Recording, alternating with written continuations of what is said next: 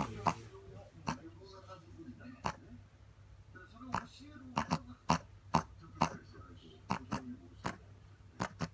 丈夫？落ち着いて。